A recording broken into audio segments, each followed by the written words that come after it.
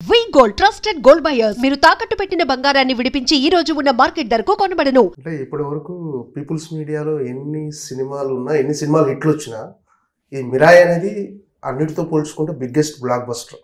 మిగతా కార్తికేయ టు వేరే వాళ్ళతో కొలాబరేట్ చేసిన ఈ ఓన్గా పీపుల్స్ మీడియా ఫ్యాక్టరీలో ఓ రకంగా చెప్పాలంటే విశ్వప్రసాద్ గారు 2 కాలంలో ఎత్తి గర్వంగా చెప్పుకునే సినిమా ఇది.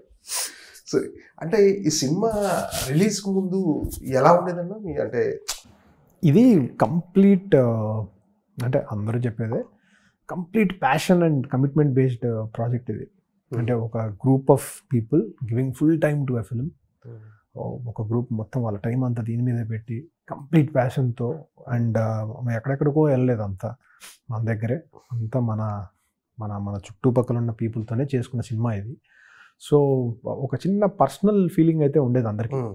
సినిమా చేస్తున్నప్పుడు ఉండేది, అది ట్రైలర్ రూపంలో వచ్చినప్పుడు ఉండేది, రిలీజ్ అయ్యాక కూడా అది ట్రాన్స్లేట్ అయింది, అది ఎఫర్ట్ రూపంలో ఏదో రూపంలోనో. అంటే ఎన్నాళ్ళ నుంచో వెయిట్ చేస్తారు సక్సెస్ కోసం, ఇలాంటి కమర్షియల్ సక్సెస్ కోసం. యాజ్ ఎ సినిమాటోగ్రాఫర్గా కానీ డైరెక్టర్గా కానీ మీకు ఫస్ట్ సినిమా కానీ ఈగల్ సినిమాకి కానీ అప్లాజ్ వచ్చింది. బట్ మీరు అనుకున్న కమర్షియల్ సక్సెస్ ఈ సినిమాతో వచ్చింది. వినగానే ఏమనిపించింది? అంటే ఏమన్నా ఎమోషనల్ అయ్యారా? ఏం లేదండి యాక్చువల్లీ. అంటే నేను మేబీ 12 yearsగా సినిమాల్లోనే ఉన్నాను కదండి. సో ఐఎమ్ ఓకే, చాలా సెటిల్డ్గా ఉన్నారు. ఐఎమ్ సెటిల్డ్గానే ఉన్నాను. నాకేమి వెరీ హ్యాపీ, రిలీవ్డ్ అని చెప్పొచ్చండి. ఇది మచ్ నీడెడ్. ఆప్షన్ అయితే లేదు, ఫెయిల్యూర్ అనే ఆప్షన్ లేదు. ఓకే, సో అది దాటేసామనే హ్యాపీనెస్ ఉంది తప్ప ఇంకా దీని మీద ఏం చేయాలి అనే ఒక క్వశ్చన్ మార్క్లో ఆగిపోయాను నేను. అంటే ఈ సక్సెస్ అనేది రావటానికి మెయిన్ రీజన్ ఏంటి అనుకుంటున్నారు? ఇంత పెద్ద సక్సెస్ అంటే మీ హార్డ్ వర్కా, కథనా, కంటెంటా, ఏంటి అసలు?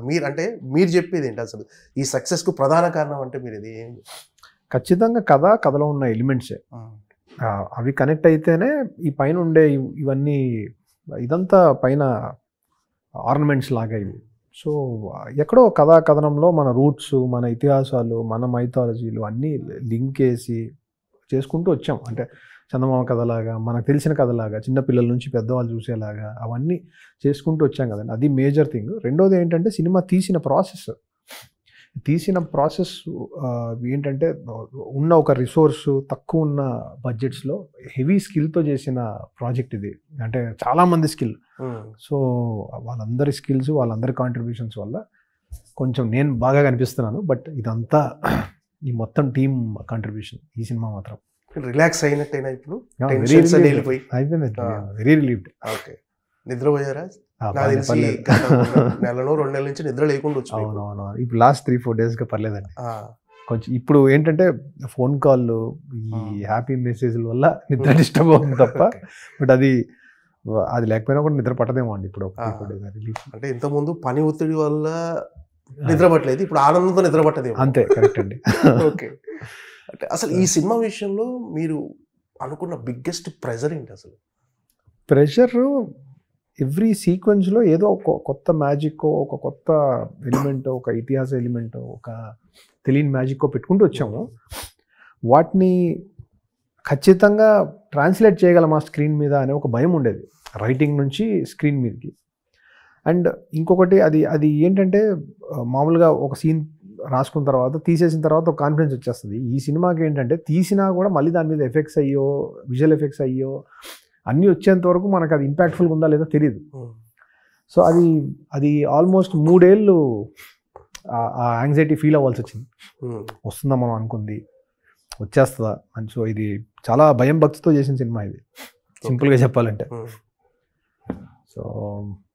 సో ఎవ్రీ బ్లాక్, మీరు ఏదైతే కాంప్లికేటెడ్ బ్లాక్స్ మీరు చూసి ఈరోజు సినిమాలో బాగుంది అని ఫీల్ అవుతున్నారో అవన్నీ కూడా చాలా జాగ్రత్తగా ఒళ్ళు దగ్గర పెట్టుకొని చేసిన సీక్వెన్స్లే. అంటే అవి రీచ్ అవ్వడానికి అక్కడ దాకా. So it took time. Okay, ఈ సక్సెస్ కోసం అటువైపు ప్రొడ్యూసర్ కావచ్చు, తేజ సజ్జా కావచ్చు, మీరు కావచ్చు, మీకు కూడా అంటే అందరికీ కీలకమైన సక్సెస్ ఇది. అంటే ఈ సక్సెస్ తర్వాత అంటే మీ సక్సెస్ అమ్మా నాన్నకు కూడా చాలా కీలకం. సో అమ్మా నాన్నలు ఎలా ఫీల్ అయ్యారు? వాళ్ళు ఎలా షేర్ చేసుకున్నారు ఈ సక్సెస్? Very happy.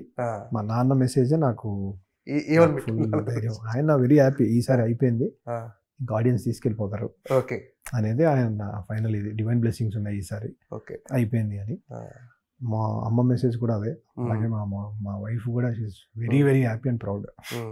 చూసారా అక్కడ తిరుపతిలో చూసారా సినిమా? ఆయన తిరుపతిలో చూశారు, మా నాన్నగారు ఒకటి తిరుపతిలో చూశారు. దర్శనానికి వెళ్ళాను, ఆయన పొద్దున్నే దర్శనం చేసేసుకొని వెళ్ళి చూసి వెరీ హ్యాపీగా ఫీల్ అయ్యారు. అంటే సూర్య వర్సెస్ సూర్య సినిమా తర్వాత, అంటే మీ మొదటి సినిమా యాజ్ ఎ డైరెక్టర్గా సినిమా, ఆ సినిమా కమర్షియల్గా పక్కకు పెట్టేసిన ఒక డిఫరెంట్ సబ్జెక్ట్, అందులో కూడా సూర్య భగవానుడు ఉంటాడు. అది కూడా ఒక రకంగా డివోషనల్ టచ్ ఉన్న సినిమానే. యాజ్ ఎ డైరెక్టర్గా మీకు మంచి పేరు వచ్చింది, బట్ అది కమర్షియల్గా పెద్దగా పే చేయకపోవచ్చు. దాని తర్వాత మళ్ళీ ఈగల్ చేయడానికి 8 years తీసుకున్నారు. ఈ గ్యాప్లో ఎలా ఉండేదన్న మీ మానసిక ఆలోచన కానీ ఎలా ఉండేది? అంటే మళ్ళీ ఇంకొక సినిమా రావడానికి 8 years పట్టింది. లేదన్న, అంటే ఇమ్మీడియట్గా సినిమా చేయాలి అంటే ఆప్షన్స్ ఉండేవి అప్పుడు, బట్ ఎందుకో అనిపించింది కొంచెం కమర్షియలీ రకరకాల డైరెక్టర్స్తో వర్క్ చేయాలి అని అనిపించింది. సో అది కంటిన్యూ చేశాను ఒక నెక్స్ట్ 6-7 years. రకరకాల డైరెక్టర్స్తో ట్రావెల్ అవుతూ వచ్చాను. సో గాంధీ గారితో, కిషోర్ తరుణ్ గారితో, మా చందు గారితో, నెంబర్ ఆఫ్ డైరెక్టర్స్తో I work and all of it స్లోగా. ఇప్పుడు త్రినాథ్ గారితో ధమాకా అని, కార్తికేయ 2 అని, శివ గారితో నిన్ను కోరి అని, ఇట్లా ఇంతమందితో వర్క్ చేసుకుంటూ వచ్చాను కదండి. నాకు కూడా కొంత అర్థమవుతూ వచ్చింది, ఓకే బిజినెస్ ఎలా జరుగుతుంటుంది, సినిమా ఫైనలీ ఏం జరుగుతుంది, ఆడియన్స్ ఎలా రిసీవ్ చేసుకుంటున్నారు, ఏది ఏంటి, ఈ ప్రాసెస్ కొంత అర్థం చేసుకుంటూ వచ్చాను కొంచెం. ఎందుకంటే నేను వచ్చిన బ్యాక్గ్రౌండ్ కొంచెం టెక్నికల్ బ్యాక్గ్రౌండ్ నుంచి వచ్చాను కదండి. ఈ కమర్షియల్గా రూట్ చేయడము, కమర్షియల్గా హైస్ క్రియేట్ చేయాలంటే ఏంటి, ఎక్కడ హై ఎస్టాబ్లిష్ అవుతుంది, at the same time emotion ఎక్కడ పే ఆఫ్ అవుతుంది, కొంచెం మన కోర్ స్ట్రక్చర్స్కి ఇంటర్నేషనల్ కోర్ స్ట్రక్చర్స్కి చిన్న డిఫరెన్స్ ఉంది. అంటే స్టైల్స్లో వాటిలో అదంతా. ఇప్పుడు కమర్షియల్ సాంగ్స్ ఉంటాయి కొన్ని, అవి ఫస్ట్లో నేను షూట్ చేసేటప్పుడు చాలా ఇబ్బంది పడేవాడిని. స్లోగా నేను ఇప్పుడు అవి బాగా లైక్ చేసే పొజిషన్కి వచ్చాను. అంటే షూట్ చేయడం కానీ, అది వినడం కానీ, చూడడం కానీ, ఇప్పుడు నాకు అది వెరీ ఎగ్జైటింగ్ థింగ్స్. ఒక ప్రాసెస్ ఆర్క్ లాగా. ఓకే, అంటే ఈ ప్రాసెస్లో నేర్చుకున్నారు అంతే, నేర్చుకోవడమే ఇన్ని ఇయర్స్. ఈ గ్యాప్లో అంటే ఈగల్ కంటే ముందు 8 years గ్యాప్ ఉంది కదా, ఈ గ్యాప్లో ఎప్పుడన్నా ఎందుకు మనం సినిమాటోగ్రఫీగా కొనసాగుదాం, మళ్ళీ డైరెక్షన్ ఎందుకు అని ఎప్పుడన్నా డ్రాప్ అవుదాం అని ఆలోచన వచ్చింది అసలు?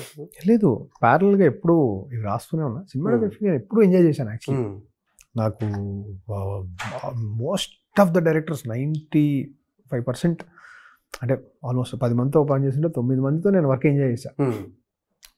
ప్రశాంత్ గారితో ఆయన సినిమా చేశాను. సో డిఫరెంట్ సినిమాలు చేసే అవకాశం కూడా నాకు వచ్చింది యాక్చువల్లీ చెప్పాలంటే. కంపేర్ టు అదర్స్ నాకు ఆ ఫిల్మోగ్రఫీలో డిఫరెంట్గా చేసుకునే అవకాశాలు కూడా కంపారిటివ్లీ నాకు ఎక్కువే వచ్చాయి. నేను ఎప్పుడు ఎంజాయ్ చేశాను, ఆ ప్రాబ్లం ఏం లేదు. బట్ ఒక కథ చెప్దాము, ఆ కథని తీద్దాము అనే ఎగ్జైట్మెంట్ ఉంటుంది కదండి. ప్రతి సంవత్సరానికి మారిపోతూ ఉండేది. కొన్ని కథలు ఇది బాగుంది అనుకునేవాడిని, వేరే సినిమాలు వచ్చేసేవి. ఇప్పుడు కోమాలి అని ఒక సినిమా వచ్చింది కదండి, అలాంటి ఐడియా మీద నేను ఒక 1.5 year 2 years వర్క్ చేశాను. అది వచ్చేసింది ఆ సినిమా, ఇంకేం చేస్తామండి, అది పడేసాం పక్కన. సో అట్లా there are number of things that will not work మన సైడ్కి. అట్లా కొన్ని డ్రాప్ అయిపోయినా ఉన్నాయి. ఈ సినిమా 8 years నుంచి ఎలాగైనా చేయాలి అని ప్రయత్నం చేస్తూ ఉన్నాను. అది మెల్లగా ట్రాన్స్లేట్ అయ్యి ఒక 5 years క్రితం జరుగుద్ది అనే ఫీలింగ్ వచ్చి 5 years నుంచి మళ్ళీ ఒక 3 yearsగా షూటింగ్లో అవుద్దా అనే ఒక ప్రాసెస్లోకి వచ్చి ఫైనలీ మొన్న we got it out. So ఇది ఒక కాన్స్టెంట్ ప్రాసెస్ ఎప్పుడూ ఉండేది. బట్ సినిమాటోగ్రఫీ వల్ల నాకు అడ్వాంటేజ్ ఏంటంటే ఎప్పుడు నేను సినిమాలోనే ఉన్నాను, బయటికి వెళ్ళలేదు. సో అంటే ఈ సినిమాటోగ్రఫర్గా పనిచేస్తూ ఉన్న ప్యారలల్గా ఒకవైపు మైండ్ అటువైపు రన్ అవుతూ ఉండేది. అంటే గ్యాప్స్ ఉంటాయి కదండి, గ్యాప్స్ ఉండేవి, షెడ్యూల్ గ్యాప్స్ ఉండేవి, వేరే హెడేక్స్ ఏమి ఉండేవి కాదు. హెడేక్స్ అని డైరెక్టర్లు పడతారు, నాకు ఓన్లీ షూట్ ఉంటే క్రియేటివ్గా పడతాను. ఆ తర్వాత పోస్ట్ ప్రొడక్షన్లో, డిఐలో, విఎఫ్ఎక్స్లో కొంత ఇన్వాల్వ్ అవుతాను.